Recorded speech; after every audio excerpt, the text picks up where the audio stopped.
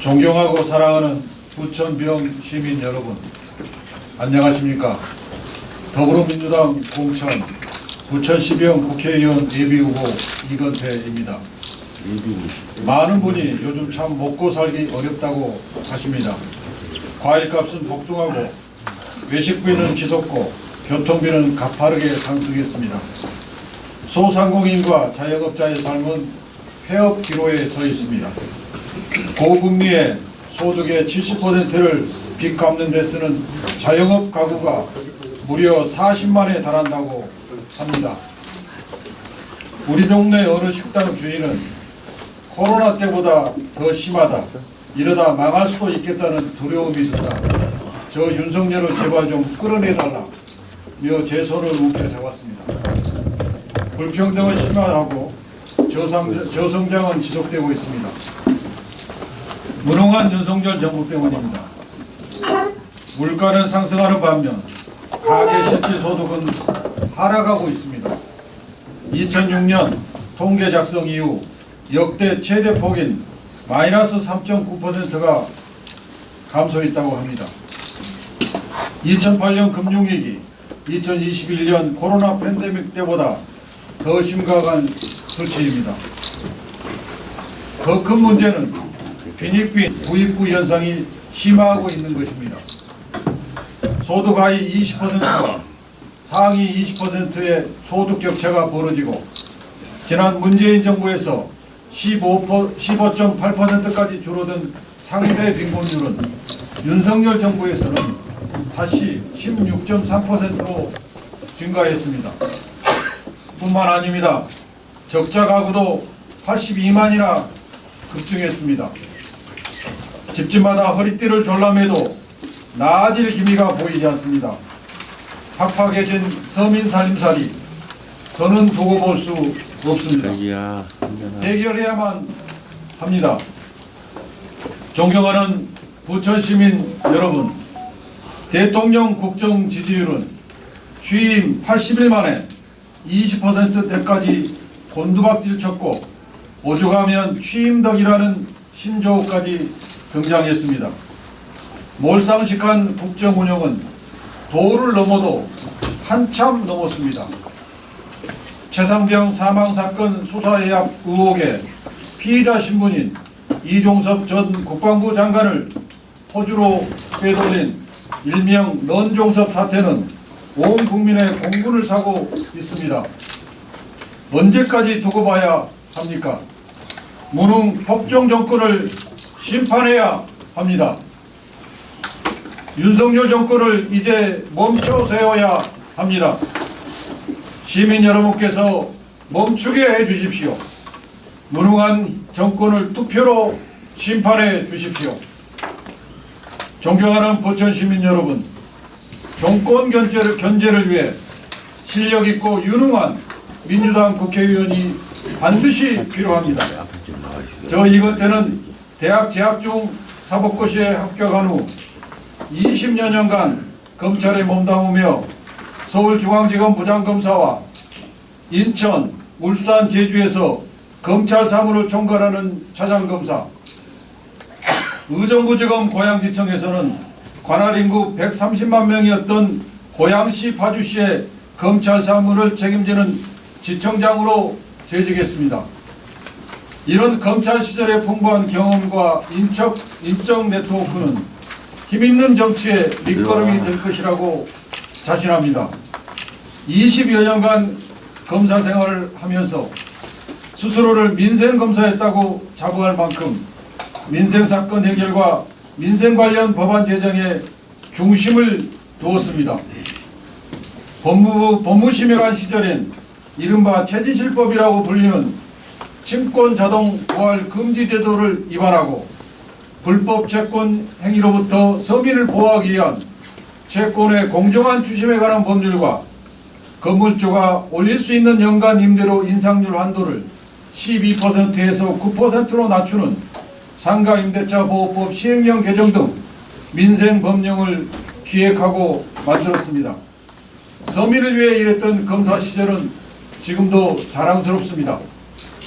20여 년 동안 검찰에서 쌓은 전문성, 소사 주민들께 돌려드리고 싶었습니다. 2019년 소사에서 변호사 사무실을 개업해 많은 시민들의 고충과 애환을 함께한 우리 동네 변호사입니다. 그래서 실제 우리 동네 주민들이 원하는 것이 무엇인지, 어떤 어려움을 겪고 있는지, 옆집 이웃의 불편함이 무엇인지를 속속들이 잘 알고 있습니다. 우리 부천병에는 지금 바로 일할 수 있는 사람이 필요합니다. 바로 저 이건태입니다. 존경하는 부천 시민 여러분, 우리 동네 부천은 온도심이 많습니다. 길은 좁고 주차장은 적고 개발도 더딥니다. 신곡본동 깊은 구지에 사시는 70대 할머니의 말씀에 가슴이 먹먹했습니다. 여기는 언제까지 깊은 구지여야 합니까? 여기서 더 이상 살기 싫어요. 주거 환경은 열악하고 삶의 질은 떨어질 대로 떨어지고 있습니다. 저 이건태 온도심 재정비를 지역 역점 사업으로 강력히 추진하겠습니다. 다음 달 27일 노후 계획도시 정비 및 지원에 관한 특별법이 시행됩니다. 이 특별법은 노후 계획도시를 광역적, 체계적 정비 지원을 위한 목적으로 제정됐습니다. 여기에 부천의 대표적 원도시민 신곡본동, 신곡본일동, 소사본동, 소사본일동, 소사동, 괴안동, 역곡일동, 역곡이동, 역곡3동, 송내1동, 송내2동 등이 지원 대상에 포함될 수 있도록 추진하겠습니다. 지역 안에서의 균형 발전도 세심하게 살피겠습니다. 제2경인선 광역철도 민자 사업은 반드시 옥길 범박에 유치해야 합니다. 대다수 시민들께서 고질적 교통난을 호소하시고 제2경인선 광역철도 사업은 우리 시민들께서 가장 관심 있어 하십니다. 꼼꼼히 챙기겠습니다. 신속한 추진과 더불어 옥길 범박을 반드시 경유할 수 있도록 해 우리 지역의 교통난을 해소해 드리겠습니다.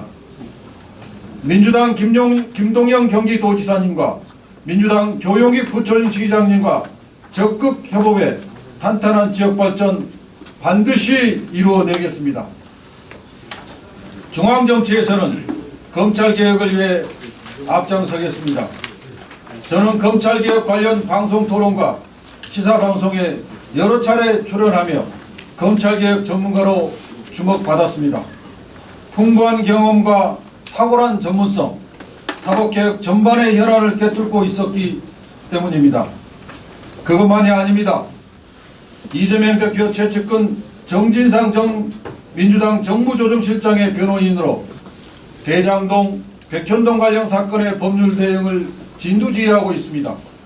당대표 특보로서 이재명 대표의 구속영장 기각에 기여하고 정진상 정 실장의 보석화가를 이끌어내 민주당과 이재명을 정치검찰로부터 지켜낸 최일선 반패로 윤석열 정치검찰과 최일선에서 맞서 싸우고 있습니다. 22대 국회에 입성한다면 일명 표적수사금지법을 제1호 법안으로 대표 발의할 것입니다. 형사소송법 개정으로 정치수사, 과잉수사, 표적수사를 금지하도록 하겠습니다. 더 이상 이재명 대표와 같은 사례가 재발하지 않아야 합니다. 존경하고 사랑하는 부천병 시민 여러분, 우리 지역 부천병은 해묵은 과제가 많은 도시입니다. 그만큼 할 일도 많은 곳입니다. 이건태 잘 준비했습니다. 잘할 자신 있습니다. 우리 동네 구석구석을 꼼꼼히 챙기고 결과를 보여주는 유능한 정치를 보여드리고 부천에 산다는 자부심을 느낄 수 있도록 더 살기 좋은 동네로 만들어 나갈 것입니다. 부천병의 가치 2배로 높이겠습니다. 이번 총선은 윤석열 검찰 독재 정권의 무능과 폭정을 막아내라는 국민의 명령을 완수해야 하는 명확한 사명이 있습니다. 정권을 견제할 수 있고 지역 발전을 이뤄낼 수 있는 준비된 일꾼에게 투표해 주십시오. 정치는 정치인들이 하는 것 같지만 결국 국민이 하는 것입니다. 정치인도 국민으로부터 선택되어진 것이기에 오로지 권력은 국민을 위해 사용되어야 합니다. 확 바뀐 부천병 4년 후 모습을 기대해 주십시오. 부천병의 시민과 함께 만들어 가겠습니다. 감사합니다. 2024년 3월 19일 제22대 국회의원 선거 더불어민주당 공천 부천시병 예비후보 이건태. 감사합니다.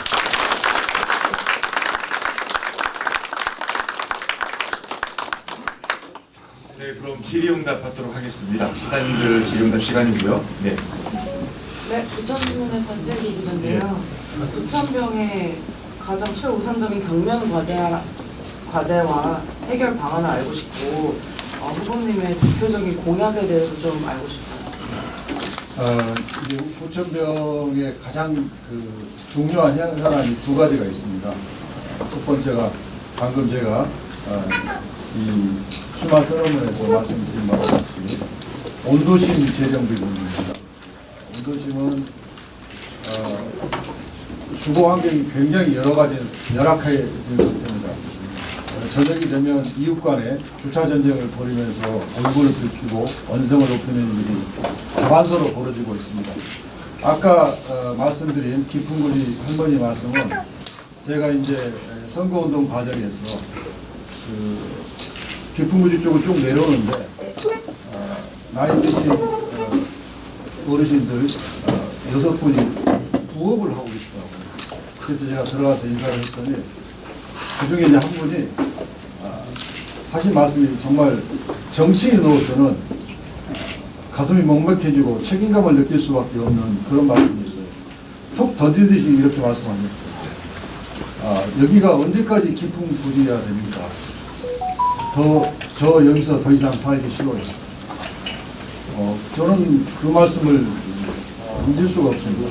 우리 정치인들이 신곡, 본동, 권일동, 또 역곡, 삼동, 괴안동 등등으로 대표되는 이 소사구, 또 새로 편입된 역곡 1동, 이번에 소사동은 이제 재정비가 들어갔습니다만 어떤 이런 온도심의 주거 환경에 이 문제 해결에 너무 오랫동안 해결책을 제시하지 못했습니다. 다행히 이번에 국회에서 노후계획도시 특별법이라는 법이 통과됐는데 이 법의 법률 구성 요건을 보면 과연 이 법의 적용 대상에 부천병 온도심이 포함되는지가 다소 불투명합니다. 이게 4월 27일 날 시행이 되는데 다행히 우리 부천병 온도심이 포함되면 포함이 돼서 신속히 추진되도록 할 것이고, 만약에 포함이 안 되면 이 법을 개정하거나 아니면 온도심 지원 특별법을 새로 만들어서라도 이 문제를 해결할 생각입니다. 두 번째로는 이제 오길 지구가 2013년에 시작이 됐는데 여기에 광역 교통이 미비한 상태입니다. 우리 부천시를 지나는 광역버스가 16개 노선이 있는데 오길 범박 오길은 광역버스가 한 대도 지나지 않고 있습니다. 그래서 이제 금년 5월부터 임시 방편으로 광역포홀이 이제 2대가 운영이 된다고 하는데 첫째, 시급히 광역버스 문제를 해결해야 됩니다. 그래서 여기에 사는 그 직장인들이 강남 접근성을 빨리 지원해 줘야 됩니다. 이게 없어가지고 지금 역곡역이 미어 터지고 있습니다. 아침에 피켓 인사를 하다 보면 앞 사람에 가려가지고 뒷 사람이 안 보일 정도로 구름처럼 사람들이 몰려오는데 그게 역길 범박에 광역버스가 없기 때문입니다. 그리고 두 번째로 이제 오길 범박 오길 주민들의 수건 사업인 제2경인선 유치입니다. 그간에 이제 신구로선 제2경인선 또는 이제 구로 차량 뒤창이 광명으로 오면 그선을 이용한 제2경인선 이런 여러 가지 이제 시도가 있었는데 결국은 작년 9월에 대우건설과 신한은행 컨소시엄이 민자사업 신청을 했고 그걸 정부에서 받아들여가지고 지금 KDI 민자 적격서 신청을 하고 있습니다.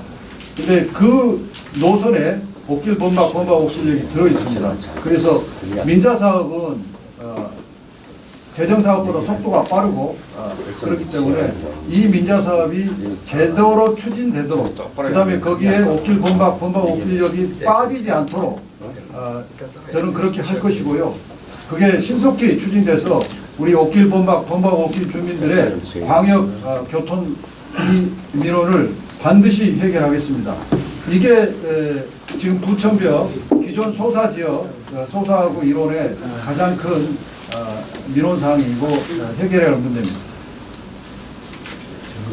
의원님, 혹시나 그 당선되시면 여의도에만 좀 머물지 마시고 지금 고속도로 다니는 그 10분의 1만이라도 그 소사구를 좀 다니면서 이런 민원사항 뭐 이런 애한을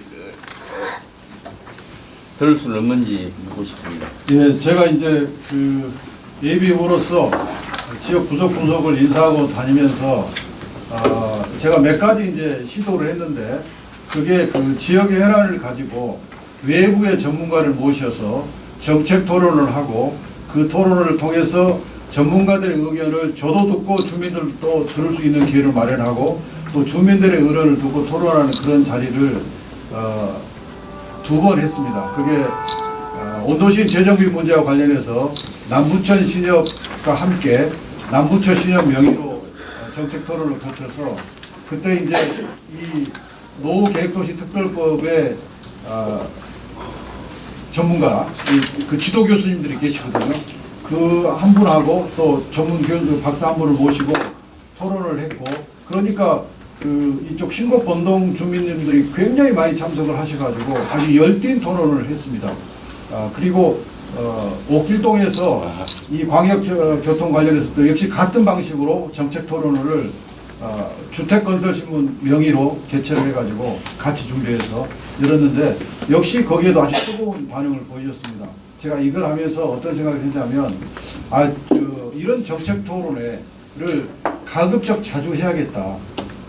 그래야 이제 우리 주민들이 목말라 하는 게 도대체 이게 정확하게 어떻게 가는 게 맞고 어디까지 가고 있고 어떻게 가야 되는지 이거 전문가들 의견을 듣고 싶어 하거든요.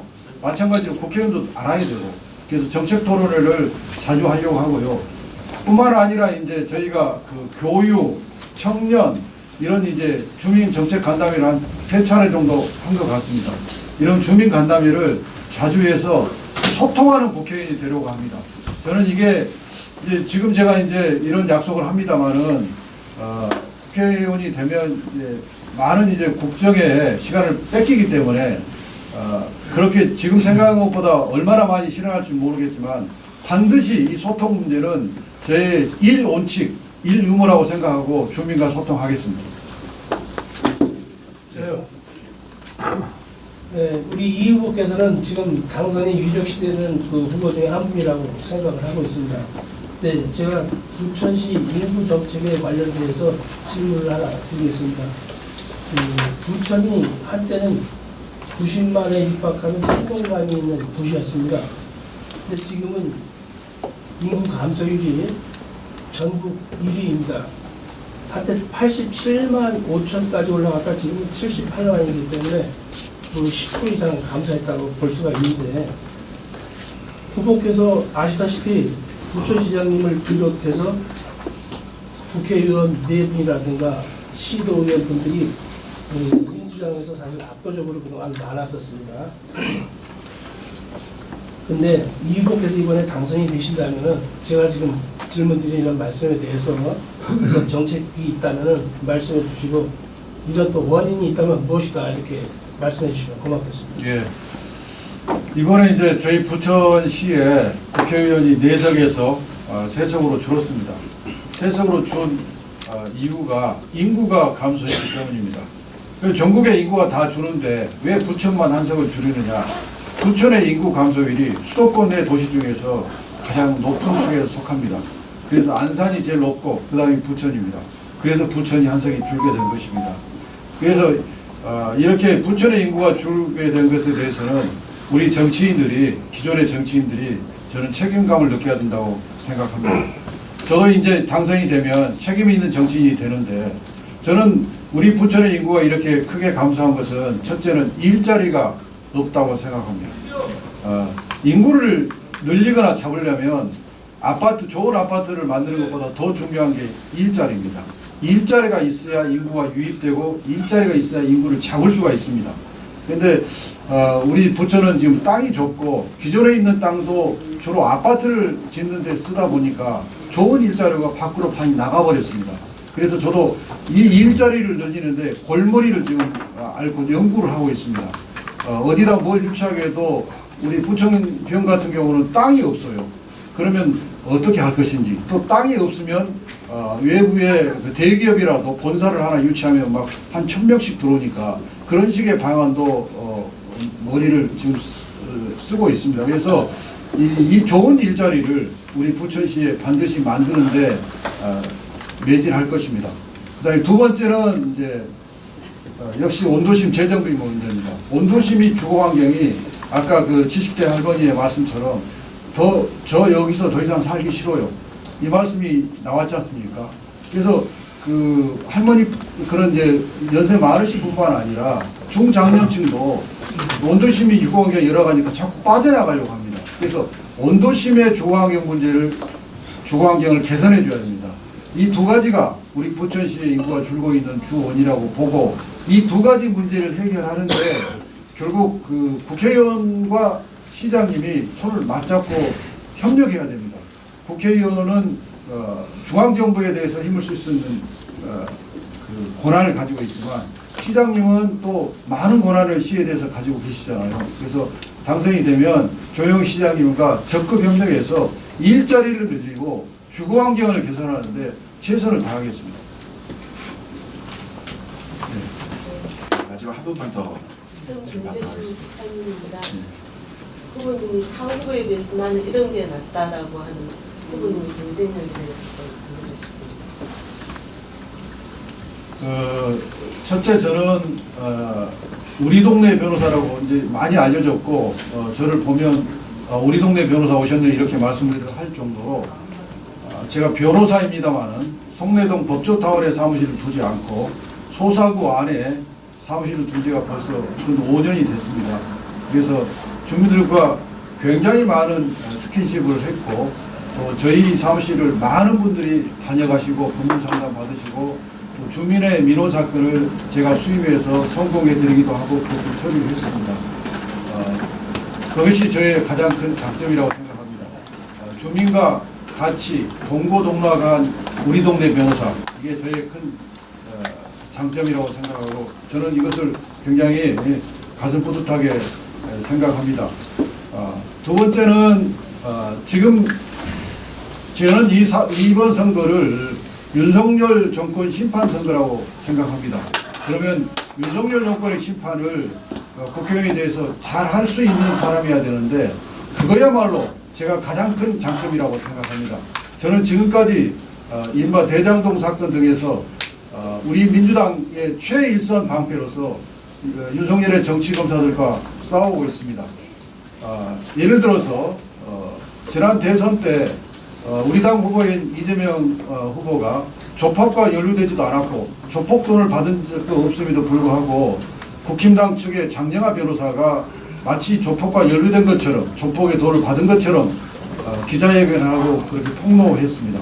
근데 그게 경찰이 장영하 변호사를 구속영장을 신청을 했음에도 불구하고 검찰이 영장을 기각하고 무혐의 처분을 해버렸습니다. 그래서 민주당이 재정신청을 했고, 그 재정신청 사건을 제가 당 법률위원회 부위원장으로서 당의 지시를 받고 맡아가지고 제가 많은 노력을 기울여서 정말 온 힘을 다해서 재정신청을 이것을 써서 그게 결국 법원에서 받아들여서 장영하 변호사가 선거법에 와서 기소가 됐습니다.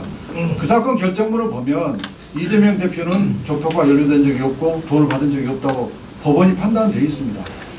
그래서 이렇게 저는 열심히 싸우고 있고 또 앞으로 싸울 사람이고 싸울 능력이 있기 때문에 이게 지금 우리 이번 선거에 시대 정신에 딱 맞는 후보라고 저는 생각하고 있습니다.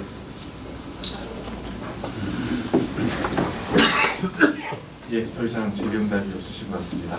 자, 그럼 지금까지 좀 뭐 한 30여 분 동안 감사드리고요. 자, 이것으로 제22대 국회의원 선거 부천시병 민주당 인권 잠깐만요. 후보님 저 사진이 아까 자꾸 틀어져서 이게 아, 예, 행동하셨어요. 알겠습니다. 좀 웃으시고 손동작도 하시면서 네. 이 센터가 안 맞아가지고 우리 기자님들이 많이 애로사항이셨습니다. 예.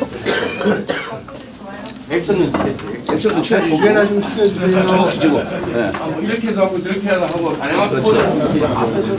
두 손도 하고. 그렇지. 오케이, 좋아요, 좋아. 오케이. 주먹도 쥐시고, 그렇죠. 오케이. 이 사진이 잘 넣어야 돼. 기사가 좋아야 돼. 사진 기사가 좋아야 된다고. 아니, 내가 안 했다는 얘기야? 아, 영상이야, 영상. 잘하라고. 예, 저 마치도록 하고요. 할 얘기 없다. 촬영 한번 진행하겠습니다. 네.